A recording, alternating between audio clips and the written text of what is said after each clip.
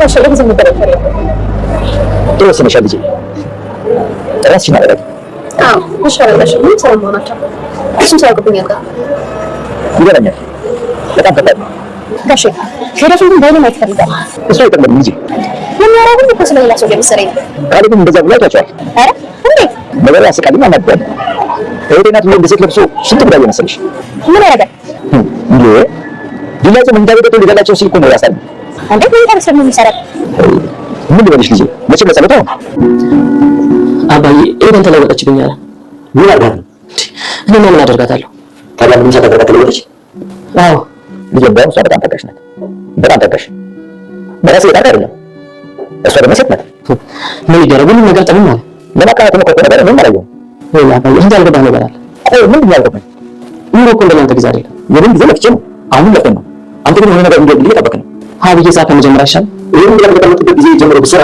የት ደርስ ነበር ከሩ አንድ ቤት እየተለየ ያለ ይመስላል ያንተ ጨዋታ ውስጥ እየገባሁ ስለሆነ ነው ለነሱም ቀንድ እያበቀልኩ ነው ምን አልካቸው ምን ማድረጋቸው አለ ራቱ ራሱ ተጥቷቸዋል ራቱ ግን በጣም አሪፍ ነበር ሰው ለማስቀናት ብለህ ምን ትናሽ ጊዜ ሰልፍ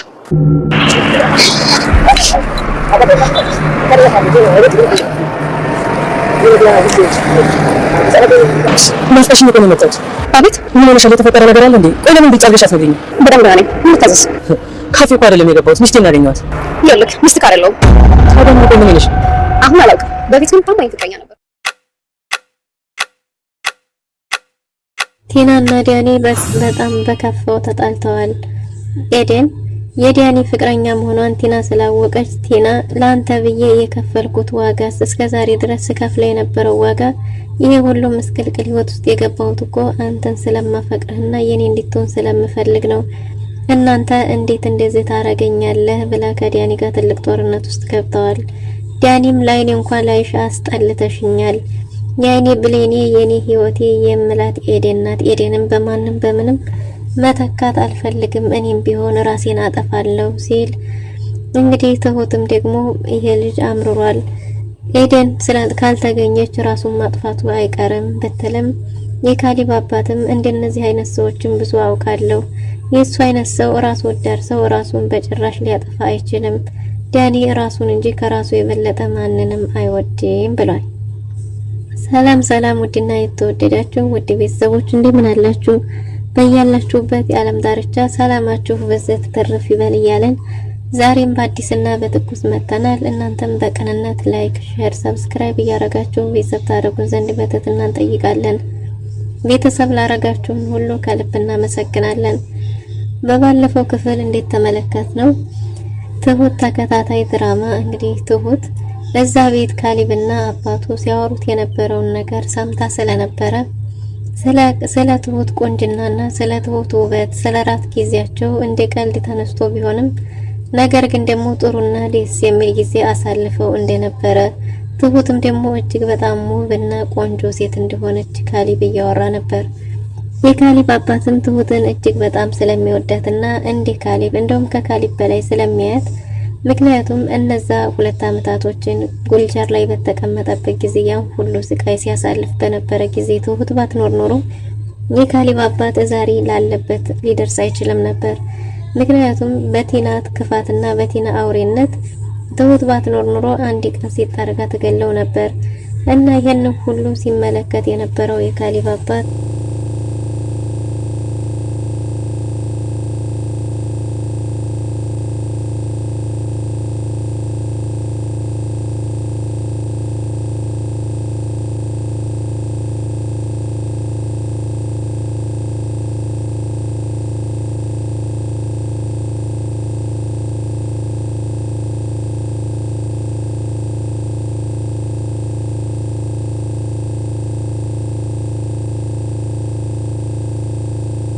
ትሁት ምን ለማለት ፈልገው ነው የሚለው ነገር ጥያቄ ስለፈጠረባት እጅግ በጣም ደብሯታል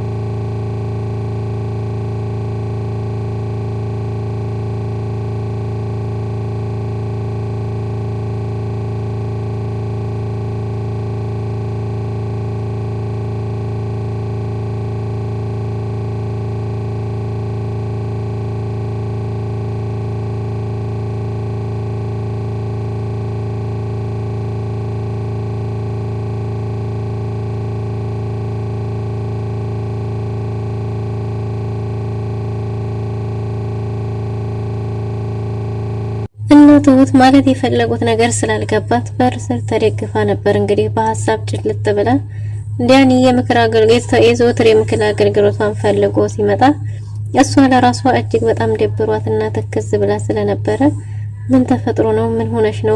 ከልብሽ አይደለሽም እያለ እየጠየቃት ነበር።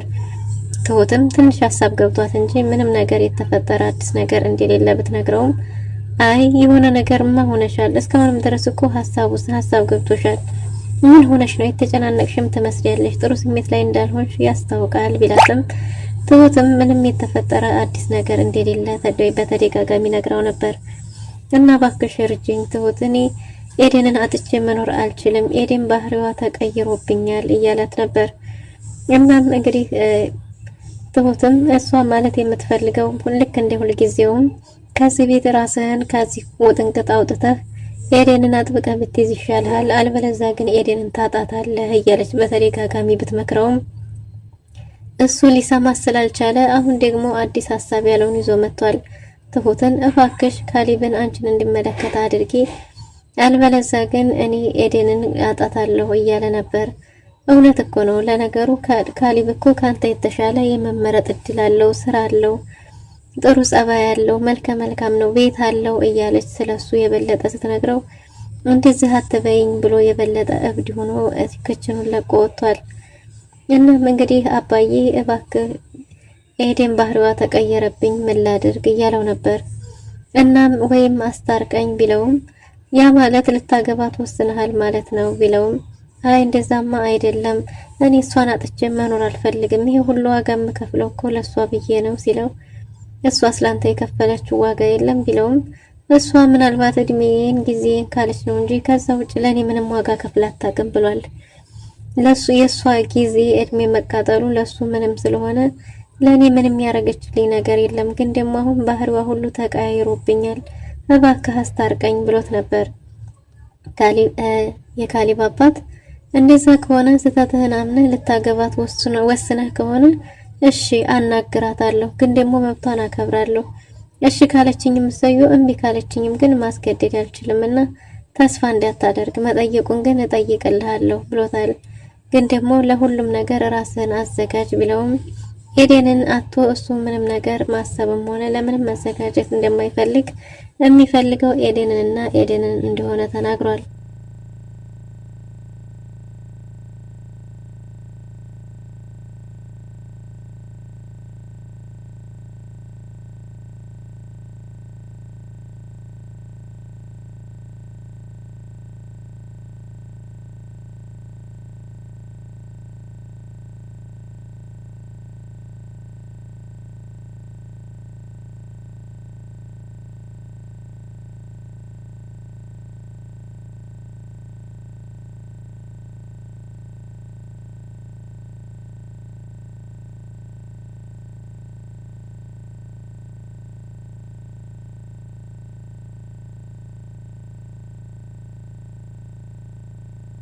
ኤደን እንግዲህ ከዳኒ ሽሽት ሰፈሩን መንደሩን ስትኖርበት የነበረውን አካባቢ ለቃ እንዲሁም አድራሻዋን አጥፍታ መሄዷን ሰምቷል።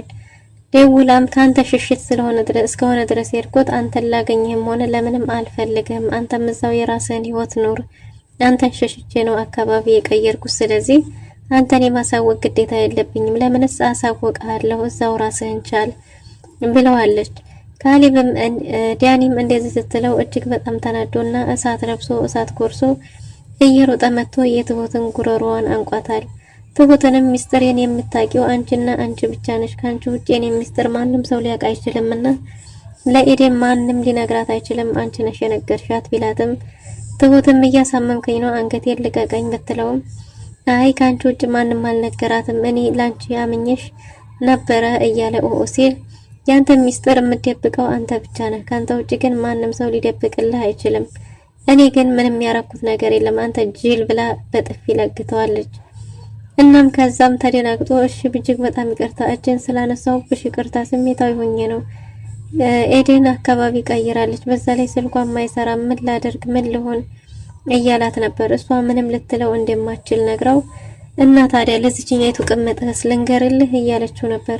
እባክሽ ትሁት እባክሽ እጅግ በጣም ይቅርታ፣ እኔ ተናድጄ ስለነበረ ነው፣ ያለሷ መኖር አልችልም ታውቂያለሽ፣ እና ስለዚህ እባክሽ እያላት ነበር። ቲናም እየተከታተለች ትሁትን ማሳደር ጀምራለች። የካሊብም ስጋት ትሁትን ደግሞ እንዳይጎዷት፣ ምክንያቱም አሁን አይናቸው እሷ ጋር ይሆናል የሚል ስጋት ፈጥሮበታል። እናም ልብሶቹን ስታስተካክል ልብሱን ስላስተካከልሽ ስላሽቃበሽ ካሊብን የኔ ያረጋለሁ ብለሽ ከሆነ በጭራሽ አታስቢ፣ ካሊብ የኔና የኔ ብቻ ነው፣ በጭራሽ ካሊብን አሳልፊ አልሰጥሽም እያለች ነው። ቲና በጭራሽ ተስፋ መቁረጥ የሚባል እሷ ጋር የለም። አሁን ደግሞ ሌላ ተንኮል እየቀመረች ነው። ከዚህ በፊት ኤደንን ላግት ነበር እያለች የነበረው። ኤደንን እናግትና ካሊብን ገንዘብ እንቀበል ስትለው ዲያኒ የበለጠ ተናዶባት ነበር። ኤደን የምትባል ሴትዮ ያንተ ናት ወይስ የካሊብ ናት የሚል ጥያቄ ማንስታ ምላሽ አጥቶ ነበር። እናም እንግዲህ በአሁኑ ደግሞ ትሁትን የመከታተል ስራዋን ይዘዋለች። ምክንያቱም ትሁት ለሷ ምንም ነገር ልታረግላት ስለማትችል ወይም በሷ ሴራ ስለማትተባበራት፣ አሁን ደግሞ የራይራት ግብዣ የበለጠ በትሁት ላይ ጥላቻዋን እንዲበረታ አድርጎታል። እናም አታሽቃብጪ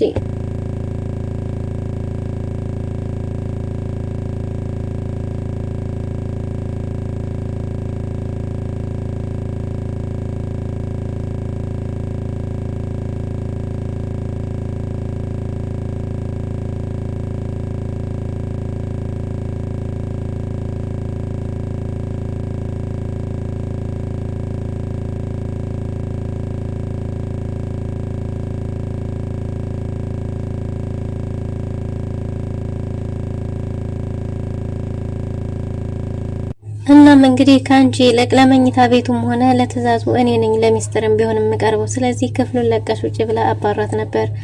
ቲና የተደበቀው ማንነቷ አሸንፎ ቢወጣም ጨዋ ለመምሰል እየሞከረች ነው። የእውነት የበፊቱን የማያስታውስ መስሏት አሁንም ተንበርክካ እባክህ ይቅርታ ብላ ይቅርታ ብትጠይቀውም የካሊብን አባት እንደኔ ለይቅርታው ምንም ችግር የለብኝም፣ ካሊብ ግን ይቅርታ በሚያደርግልሽ አይመስለኝም እያላት ነበር። አንተ ለምን አንድ ላይ እንድንሆን አትፈልግም? እንዴ አንተ እኮ ሽማግሌ ነህ ብትለውም ማለያየትም በሰላም ማትኖሪ ከሆነ ማለያየትም የሽማግሌ ስራ እንደሆነና እሱ ደግሞ ልጄን ትገልልብኛለሽ ብሎ ስጋት እንዳለው ነግሯታል። እኔ ገዳይ ብትለውም ካሊብ እንኳን ሰውን አይደለም ቀርቶ ተነኝንም ሊገድል አይችልም። ስለዚህ እኔ ትገየዋለሽ ብዬ እፈራለሁ። መለያየትም እኮ መልካም ነው። ስለዚህ እኔ ምንም አይመለከተኝም ብሏታል። ካሊብንም አንድ ጥያቄ አቅርባለታለች።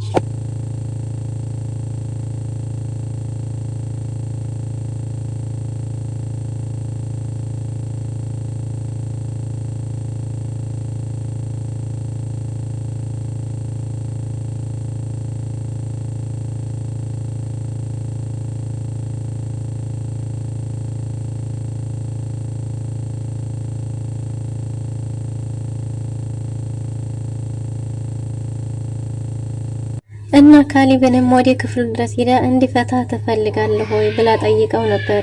ካሊብም በአስቸኳይ ፍቺውን እንደሚፈልግ ነግሯት ነበር።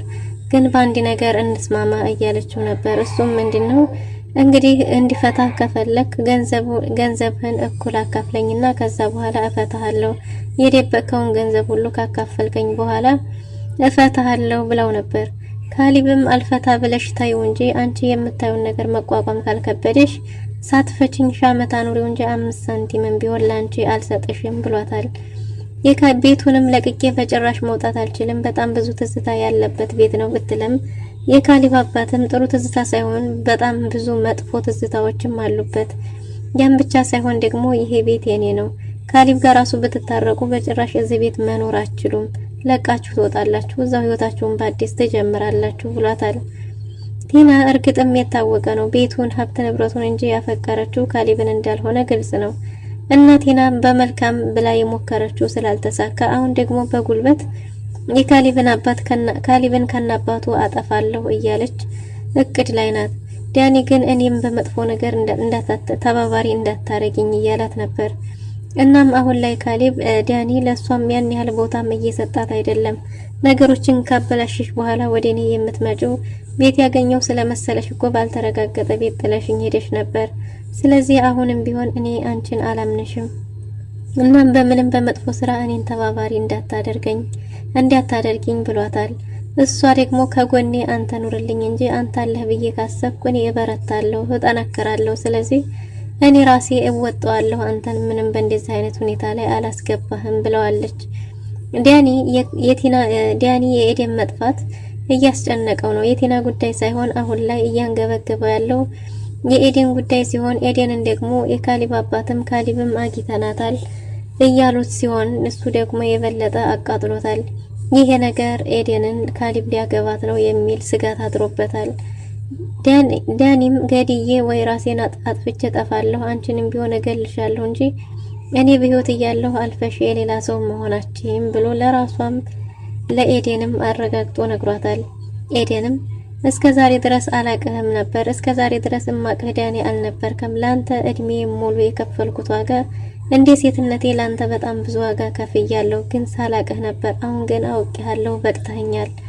አንተ ራስህ ያስተዋወቀኝ ቤተሰብ ጋር መሄዴ ለምን ደበረህ?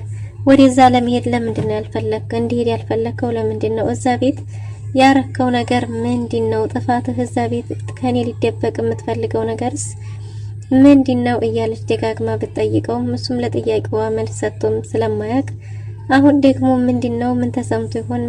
ምን አግኝቷት ነው የሚለው ስጋት የበለጠ ሰላም ነስቶታል። ዳንኤል ሊያብድ ምንም ነገር አልቀረውም። ትሁትም ይሄ ልጅ አረማ በዱ ነው ወይ ራሱን እንዳያጠፋ ሰግቻለሁ ብትልም የካሊብ አባትም እንደዚህ አይነት ብዙ ሰዎችን እንደሚያውቅና ግን ደግሞ ራሳቸውን ከማንም በላይ እንደማያስቀድሙ ራሳቸውን የሚወዱ ሰዎች ለሰው ብለው ራሳቸውን እንደማያጠፉ እርግጠኛ ሆኖ ነግሯታል። እንደዛ ከሆነስ እንደፈቀደው አባዬ ግን አይበቃም ወይ ብትለውም ከቤት ግን ግዴታ ውጡ አልላቸውም፣ ራሳቸው ሲበቃቸው ውጡ። ቤት ውስጥ መሆናቸው ደግሞ ለኛ የተሻለ ነው፣ ለክትትልም ለምንም ይጠቅመናል ብሏል።